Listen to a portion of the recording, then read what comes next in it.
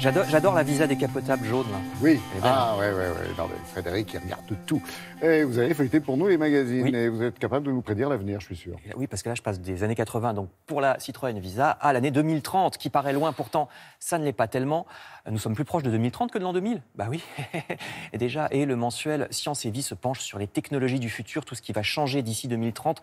Bon, c'est à prendre avec précaution, hein, mais Science et Vie prévoit, par exemple, que certains objets vont disparaître, les chargeurs de téléphone. Si les écrans des portables deviennent aussi des panneaux solaires, il n'y aura plus besoin de chargeurs.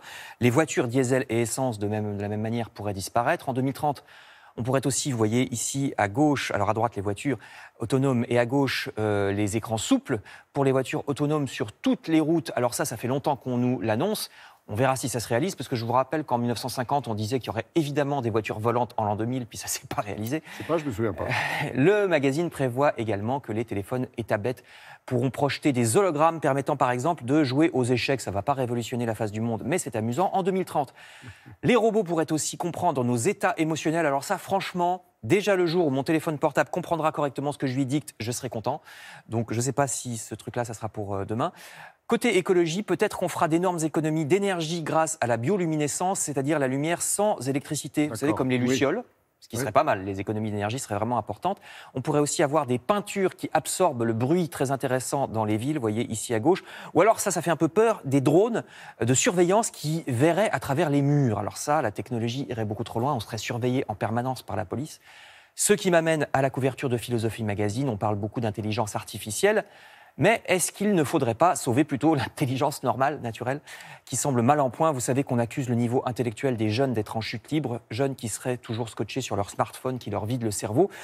Eh bien, les robots et machines qui, pour l'instant, imitent les humains pourraient carrément finir par nous contaminer, estime le journal. Nous fonctionnerions de plus en plus comme des robots, c'est-à-dire accumuler des tâches à grande vitesse et en grand nombre, mais sans rien ressentir en profondeur, comme exactement le font les machines. Dossier à lire donc dans Philosophie Magazine pour savoir si on n'est pas en train de transformer complètement notre manière de penser. Pour enrayer cette dérive, on peut s'intéresser à l'art, à la beauté. Ça, pour l'instant, les robots ne savent pas faire. Le magazine Connaissance des Arts vous invite au Louvre pour la grande expo de la Croix. La liberté guidant le peuple. Jadis, sur les billets de 100 francs, on était un des rares pays à avoir une dame seins nus sur ses billets de banque. Alors, il n'a pas fait que ça. Hein. Eugène de la Croix est spécialisé dans les immenses tableaux, plusieurs mètres de large et de haut, une manière de peindre qui choquait à l'époque. Outre la taille, c'était considéré comme trop cru, trop réaliste. Vous voyez ici des tigres ou le portrait d'une femme grecque, expo au Louvre jusqu'au 23 juillet. Et je termine avec d'autres beautés, mais les fleurs cette fois. Dossier du magazine Pleine Vie qui nous conseille de préparer le printemps au jardin avec, en plus, des fleurs qui sauvent les insectes. Ça aussi, c'est joli. On voit de moins en moins de papillons, de coccinelles. Eh ben, les produits chimiques les font disparaître et aussi les oiseaux et les insectes qui sont... les oiseaux disparaissent aussi, parce que les insectes disparaissent et que les oiseaux mangent les insectes.